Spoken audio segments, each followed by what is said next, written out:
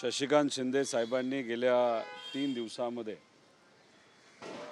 प्रमुख जे frontal sale आहेत आणि इतरही विभाग आहेत त्यांच्या प्रमुखांची बैठक ही पुणे इथं घेतली। अख्ख्या महाराष्ट्रातले सर्व पदाधिकारी तिथं आले होते। 21 विभाग तिथं असणारे सर्व पदाधिकारी यांच्याशी चर्चा झाली। त्याच्याबरोबर पिंपरी चिंचवड, पुणे शहर, पुणे ग्रामीण या सर्व पदाधिकाऱ्यांच्या चर्चा झाल्या। पदाधिकारी हे मनापासून लढायला तयार आहेत अशी भूमिका तिथे असणाऱ्या लोकांनी घेतली आणि याच्यापुढे आपल्याला कशा पद्धतीने जावं लागेल ही भूमिका जी लोकांनी मांडली ती शशिकांत शिंदे साहेब आज आणि मी सेलचा प्रमुख म्हणून आम्ही दोघं आदरणीय पवार साहेबांना भेटण्यासाठी आलो होतो आणि लोकांची आज मानसिकता लढायची आहे हे मात्र त्या ठिकाणी पवार साहेबांना सांगितलेलं आहे। मित्रपक्षांबरोबर जायचं का नाही जायचं, प्रमुख जे शहर आहेत याचा निर्णय नेत्यांच्या लेवलला त्या ठिकाणी घेतला जाईल। शशिकांत शिंदे साहेब आमच्या वतीने इतर प्रमुख नेत्यांशी चर्चा करतील, पण जिल्हा लेवलचा जो लढाईचा निर्णय आहे तो स्थानिक पदाधिकाऱ्यांना विश्वासातच घेऊन आपण केलं पाहिजे अशी सगळ्यांची भूमिका आहे। एक तुम्ही असा पण आरोप केलेला आहे की आता मंत्र्यांचे फोन टॅप केले जात आहेत, अशी चर्चा आहे की अनेक असे मंत्री आहेत की त्यांना आता कुठेतरी भीती वाटायला लागलेली आहे। काही मोठी प्रकरणं ही नेत्यांची बाहेर निघाल्यानंतर त्याच्याचबरोबर हनी ट्रॅपचे पण विषय हे चर्चेत आल्यानंतर बऱ्याच मंत्र्यांचे फोन तिथं आता बंद लागत आहेत। आता त्यांचं कदाचित असं म्हणणं असावं तर अशा पद्धतीची चर्चा आहे की कुठंतरी फोन टॅप केले जात आहेत, फोनवर आपण काय बोलतो हे कुठंतरी कुणीतरी ऐकते म्हणून या भीतीपोटी त्यांनी फोन बंद ठेवलेत का अशी फक्त चर्चा आहे, ती मी सोशल मीडियाच्या माध्यमातून फक्त व्यक्त केली। जर असं काही असेल तर समोर पुरावे आणा म्हणून तुम्हाला आव्हान देतात अजित पवार। मला अजितदादांना विनंती करायची की दादा, जो ॲम्ब्युलन्सचा 6,000 कोटीचा घोटाळा आम्ही म्हणत होतो त्याचा जो प्रमुख आरोपी आहे नाही तर जी कंपनी ज्याच्यामध्ये आज अडकलेली आहे त्याचा मालक साळुंके हा दुसऱ्या राज्यामध्ये दारूच्या कुठल्या तरी कॉन्ट्रॅक्टमध्ये गैरव्यवहार केला म्हणून त्याला पकडलं आहे। आता आम्ही त्याचे पुरावे तुम्हाला दिलेत, MSIDCचे पुरावे दिलेत, MSRDCचे पुरावे दिलेत, त्याच्याचबरोबर अनेक नेत्यांचे, मंत्र्यांचे, विभागाचे पुरावे आम्ही तिथं दिलेले आहेत।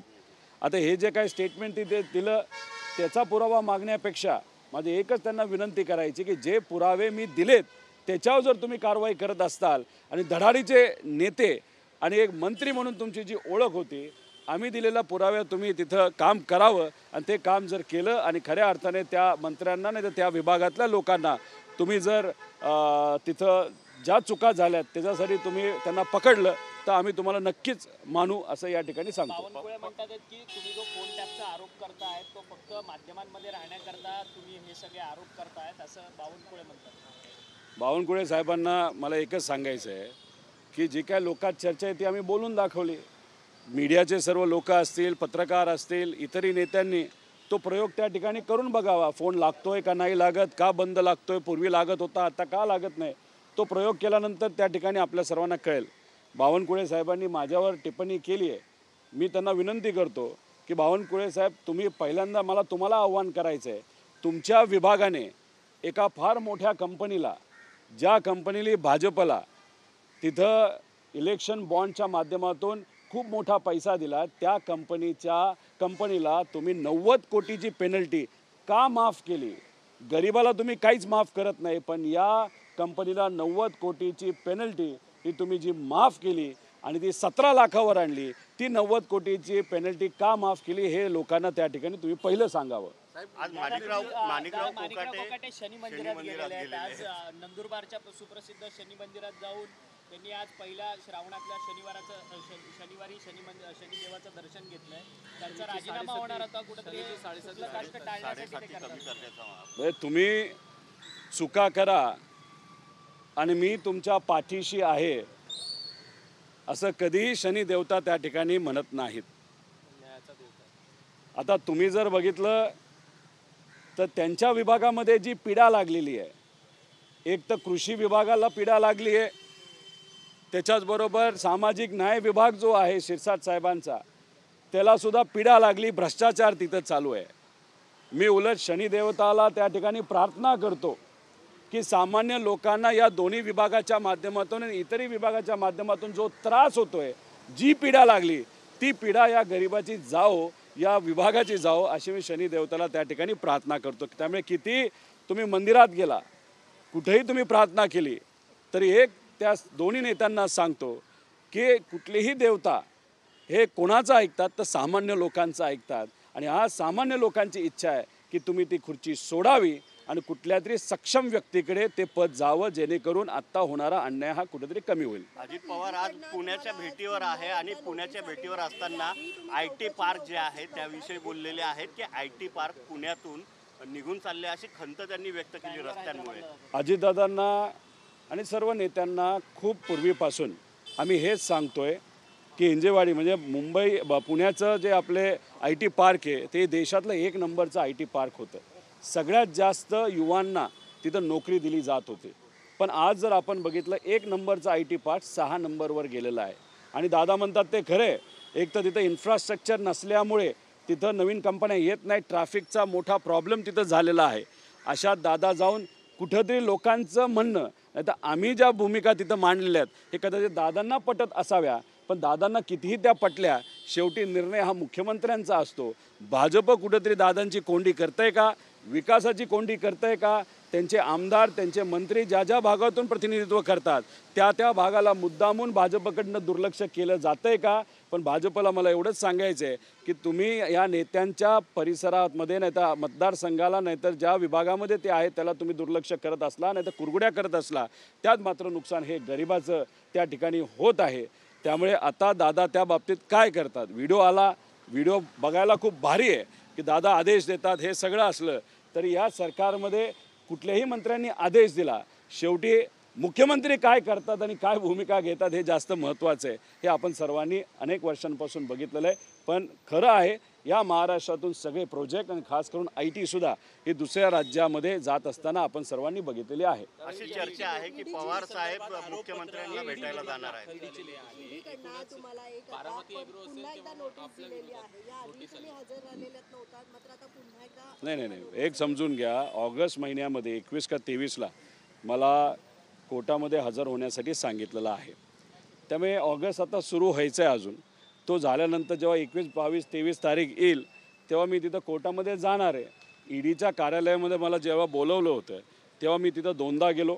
मी त्यांना म्हणालो की तिसऱ्यांदा बोलवायचं असेल तरी तिसऱ्यांदा येतो, पण EDने मला नाही माझ्या अधिकाऱ्यांना तिथं बोलवलं, कारण त्या केसमध्ये कुठंच काय नाही आहे. आता हा विषय आता कोर्टात चाललेला आहे. न्यायदेवतेवर आमच्या सगळ्यांचा विश्वास आहे आणि न्यायदेवतेवर विश्वास असल्यामुळे कुठंतरी आता कोर्टाच्या माध्यमातून मला न्याय मिळेल असा विश्वास आणि आत्मविश्वास माझ्यासारख्यामध्ये आहे. पवार साहेब मुख्यमंत्र्यांची भेट घेणार अशी चर्चा आहे. या संदर्भात काय आपल्याला महाराष्ट्रामध्ये आज ज्या काही अडचणी आहेत, ज्याच्यामध्ये शेतकरी, कष्टकरी, महिला सुरक्षितता विषय, अनेक विषय आहेत. पवार साहेबांची भूमिका तुम्ही जर बघितली तर विरोधाला विरोध ते कधी करत नसतात. जेव्हा एखादा विषय दादासाहेबांना महत्त्वाचा वाटला तो विषय घेऊन ते कोणालाही तिथं भेटत असतात.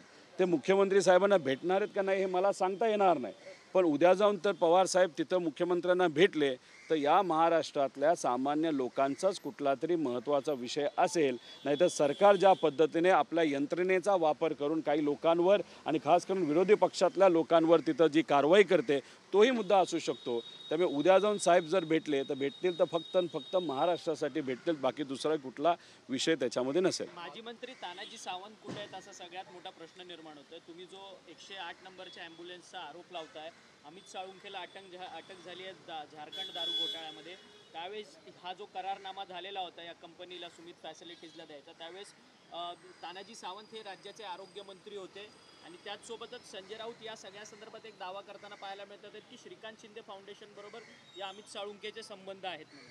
हे बघा, साळुंखेंबद्दल पहिला मुद्दा नाही तर पहिल्यांदा हा विषय कोण पुढे घेऊन आलो होतं तर ते मी आलो होतो. हा ॲम्ब्युलन्सचा घोटाळा छोटा नाही, हा 6,000 कोटी रुपयाचा घोटाळा आहे.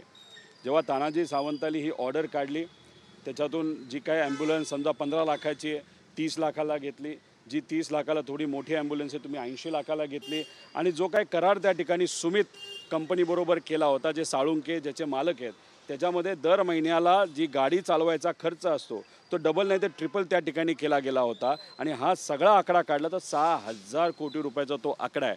आता एवढा पैसा नाही तर त्यातला काही भाग जर एखाद्या मंत्र्याने कमवला असेल तर तो कुठंतरी उडवण्यामध्ये नाहीतर कुठंतरी खर्च करण्यामध्ये सावंतसाहेब हे बिझी असतील असं आपल्याला त्या ठिकाणी म्हणावं लागेल. आणि त्याच्याचबरोबर मला एक या ठिकाणी सांगायचं आहे की जेव्हा आपण एखाद्या बाहेरच्या ठिकाणी जेव्हा जातो, भारताच्या बाहेर जातो, तेव्हा विमानाने आपण इकॉनॉमी क्लास बिझनेस क्लासली तिथं बाहेर जात असतो. पण तानाजी सावंत साहेबांचे जे चिरंजीव आहेत ते जेव्हा बँकॉकला जातात, बँकॉकला जात असताना प्रायव्हेट विमानाने जातात. पैसा त्यांच्याकडे असेलच आहे, तो व्यक्तिगत पैसा असा आम्ही नक्कीच तिथं म्हणेल. पण हा जो उत्माद त्या ठिकाणी तानाजी सावंत आणि त्याच्यामध्ये अनेक काही लोक इतरही आहेत आणि काही जे आज प्रमुख नेते आहेत या राज्यामध्ये त्यांच्या नातेवाईकांबरोबर या साळुंकेचे संबंध आहेत अशी सुद्धा चर्चा तिथं केली जाते. त्यामुळे आज सत्तेत असणारे लोकसुद्धा या साळुंकेच्या पाठीमागे ज्यांनी 6,000 कोटीचा घोटाळा केला. आमचं एकच मत आहे, जे काय पेमेंट त्या सुमित इंजिनियर कंपनीला केलं असेल ते परत मागावं, कॉन्ट्रॅक्ट कॅन्सल करावं आणि खरं काय हे लोकांसमोर त्या ठिकाणी पुढं आलंच पाहिजे अशी आमची भूमिका आहे.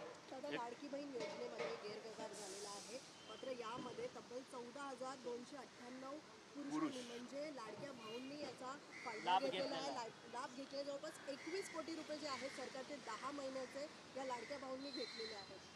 इलेक्शनच्या तोंडावर काही करून आपल्याला निवडून यायचं आहे आणि मग सरकारच्या तिजोरीचा वापर कुठंतरी लोकांचं मत परिवर्तन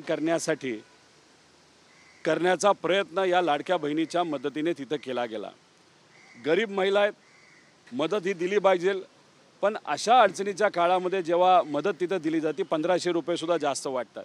पण सरकारली या महिलांना अडचण काय, कशामुळे आली? शेतकरी एक आज अडचणीत ह्या सगळ्यांकडे त्याकडे दुर्लक्ष करून पैसे दिले असले तरी इतकी घाई होती त्यांना की ॲडव्हान्समध्ये पैसे दिले जात होते. 1 महिना 2 महिना 3 महिन्याचे ॲडव्हान्स दिले जात होते. जो येईल त्याला दिलं आणि 14,000 लाडक्या भावांना म्हणजे लाडक्या बहिणींची योजना आणि लाडक्या भावांना 14,021 कोटी रुपये तिथं दिले जात असतील तर कदाचित हे भाजपचे कार्यकर्ते आहेत का हे सुद्धा तिथं बघण्याची जरूरत आहे. आणि कशा पद्धतीने या सरकारला इलेक्शनच्या तोंडावर घाई झाली होती हे कुठंतरी त्या ठिकाणी आपल्या सर्वांना बघायला मिळतं आहे. म्हणजे तिजोरीचा सामान्य लोकांचा टॅक्सचा पैशाचा वापर फक्त आणि फक्त इलेक्शनसाठी निवडणुकीसाठी आणि कसं तरी निवडून यायचं यासाठी केला आहे हे कुठंतरी आत्ता स्पष्ट होतं.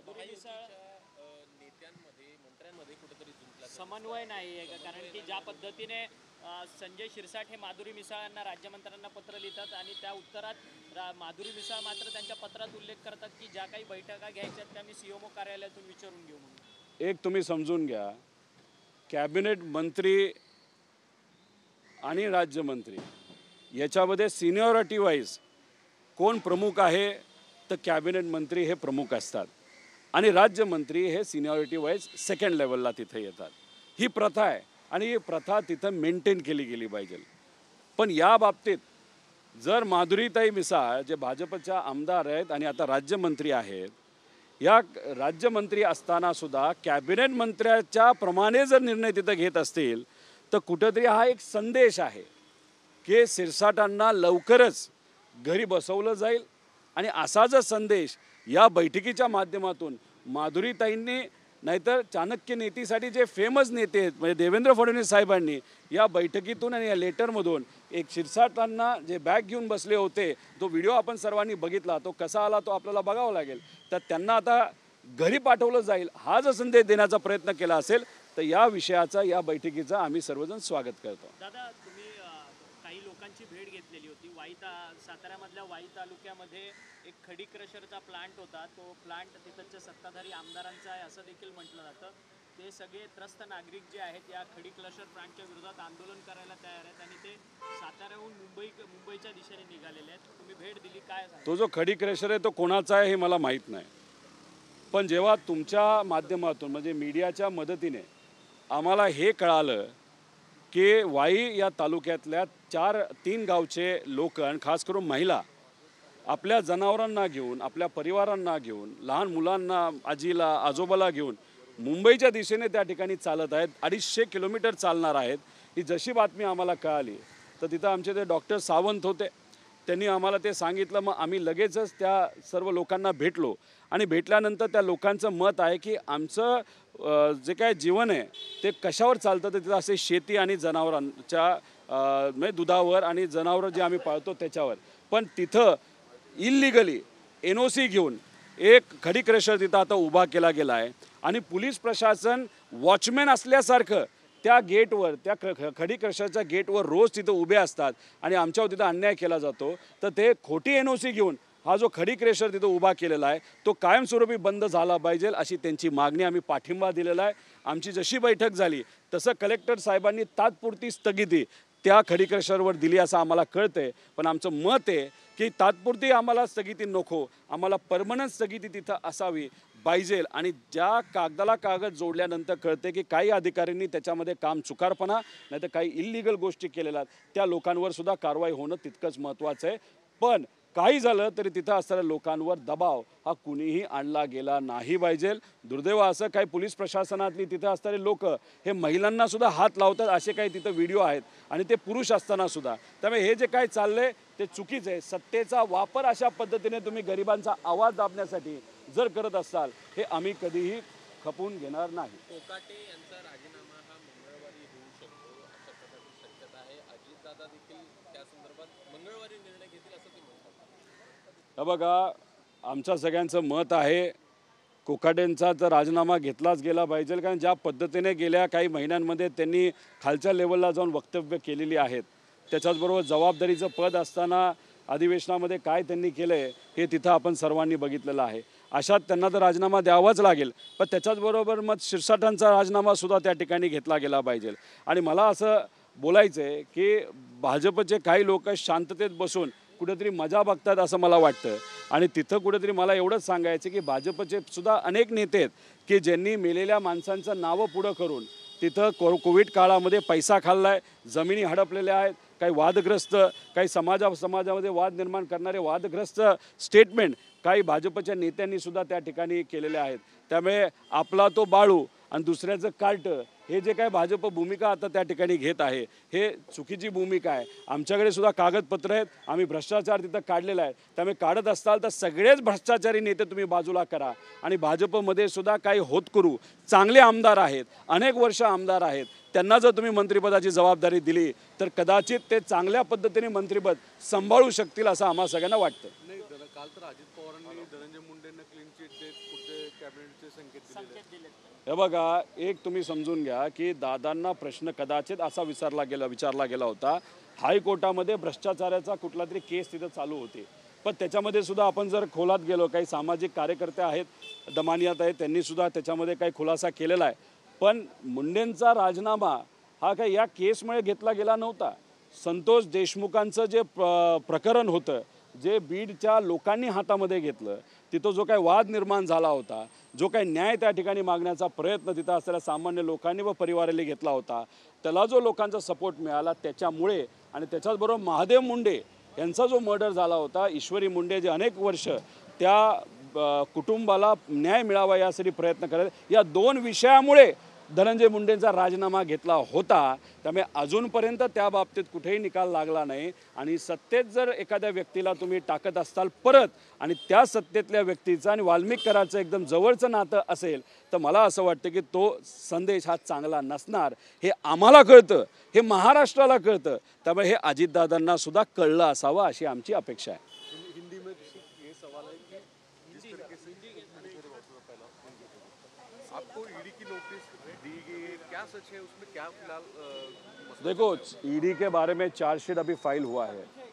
अगस्त 21 या 23 को कोर्ट में जाके वहाँ पे मुझे जाना पड़ेगा.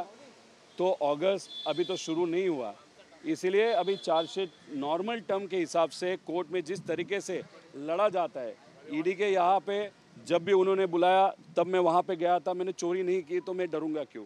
अभी ये विषय वहाँ पे तो न्याय नहीं मिलने वाला, क्योंकि ऐसा कहा जाता है कि ईडी के अधिकारी तो अच्छे हो सकते हैं लेकिन उनके ऊपर कुछ राजकीय दबाव है. कोई बड़े लोग उन पे दबाव डाल के हमारे जैसे लोगों को अड़चन में लाते हैं. अभी वहाँ पे लड़ना बहुत डिफ़िकल्ट है, क्योंकि वहाँ पे सिर्फ हम गुनहगार ही है उस एंगल से देखा जाता है। लेकिन हमारा न्याय व्यवस्था पे विश्वास होने के कारण अभी ये विषय न्याय व्यवस्था के पास जाने वाला है। अभी हमको कॉन्फिडेंस है न्याय व्यवस्था के माध्यम से हमको वहाँ पे न्याय मिलेगा। जिस तरीके से सिरसट और राज्य मंत्री मिसाल इनका पत्र व्यवहार से एक दूसरे पर आरोप प्रत्यारोप चल रहा है, क्या चल रही है महाराष्ट्र की सरकार में? देखो, हायरार्की के हिसाब से कैबिनेट मंत्री ये प्रमुख नेता होता है या मंत्री होता है, और जो स्टेट मिनिस्टर होता है, राज्य मंत्री होता है, वो उनके नीचे होते हैं हायरार्की वाइज। अभी अगर यहाँ पे आप देखो, एक तो ये सिस्टम तोड़ना उचित नहीं होता, लेकिन अगर इस बैठक को बहुत गौर से अगर आप देखते हो तो इसमें ऐसा कहा तो भी संदेश देने की कोशिश ये देवेंद्र फडणवीस साहब ने दी होगी कि जब राज्य मंत्री वहाँ पे निर्णय ले रहे हैं तो कहाँ ना कहा तो भी ये जो सिरसाट है ये इनको अभी घर भेजा जाएगा, क्योंकि उनके बारे में भी करप्शन के बहुत बड़े चार्जेस है। अभी आगे जाके वो अगर घर जाने वाले हैं और उसी का संदेश इस मीटिंग के माध्यम से अगर बीजेपी ने वहाँ पे दिया है, तो इस मीटिंग का और ये राज्य मंत्री का जिस तरीके से उन्होंने वो मीटिंग ली और जो कैबिनेट मंत्री का जो पावर था उसको ओव्हररूल किया गया, उसका हम स्वागत करते हैं। काल परवा आपण सर्वांनी बघितलं असेल की सांगलीतला एक हर्षल कॉन्ट्रॅक्टर मध्यमवर्गीय सामान्य कुटुंबातला, तो कदाचित सब कॉन्ट्रॅक्टर असेल, पण कॉन्ट्रॅक्टर असो का सब कॉन्ट्रॅक्टर असो, सरकारचं काम त्यांनी केलंय आणि सरकार त्यांना वेळेवर पैसा देत नव्हता आणि त्यात दुर्दैवाने हर्षल पाटलांनी आत्महत्या केली। असे लाखो कॉन्ट्रॅक्टर आहे, 89,000 कोटी देय बाकी आहे या सरकारचे। तशीच एक केस काही मुंबईचे 10-12 कॉन्ट्रॅक्टर आहे, त्यांनी आम्हाला कळतंय की कदाचित मुख्यमंत्री साहेबांना सुद्धा त्यांनी पत्र दिलेलं आहे आणि एक्झिक्युटिव्ह इंजिनियरला सुद्धा पत्र दिलेलं आहे की यांनी अकोले हा जो तालुका आहे त्या तालुक्यामध्ये यांनी कामं केली आहेत, पण कामं करून 1.5-2 वर्ष झाले, 1 वर्ष झालं, त्यांना अजूनपर्यंत 1 रुपया सुद्धा तिथं घेतला गेला नाही। आणि मग अशा पद्धतीने तुम्ही पेमेंट करत नसाल तर या लोकांनी आता नोटीस दिलेली की आम्ही सुद्धा सामूहिक 10-12 लोक एकत्रित राहून आत्महत्या करू। हे प्रकरण अतिशय गंभीर आहे। म्हणजे हर्षल पाटलांनी आत्महत्या केली ती दुर्दैवी आहे, पण अशा पद्धतीने जर छोटे मध्यमवर्गीय कॉन्ट्रॅक्टर निर्णय घ्यायला लागले तर हे फार घातक होईल। आणि ह्याच्या खोलात जर तुम्ही गेला तिथं असणारे जे आमदार आहेत ते आमदार यांच्याकडनं 15% पैसे मागतायत, म्हणजे 1 कोटीवर 15 लाख रुपये हे आमदाराला द्यायचे, मग आमदार अधिकाऱ्यांना सांगणार यांचं पेमेंट सोडा। अशी सुद्धा याच्यामध्ये कुठेतरी काही गोष्ट दिली।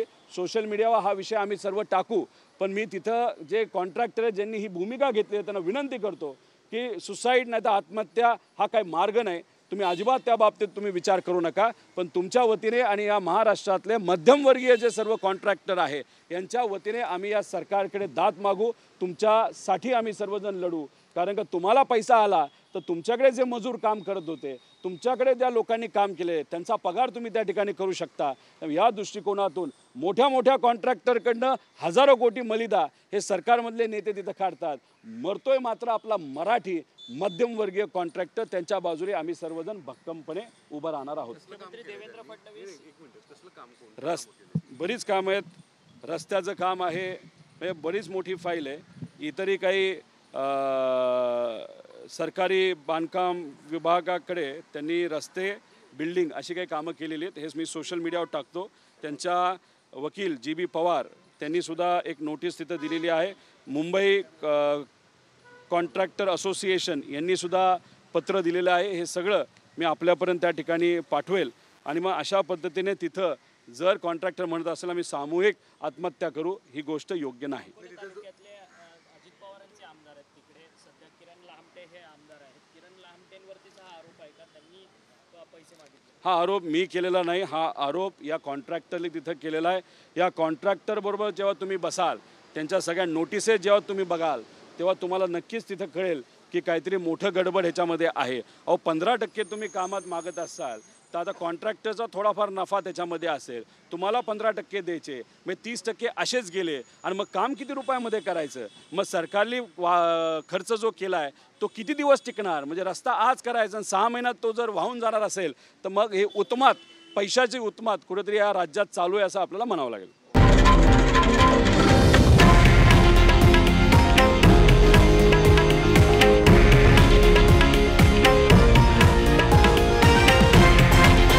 हे आहे देशातील नंबर 1 न्यूज नेटवर्क आणि आपण पाहत आहात TV9 मराठी, एकमेव.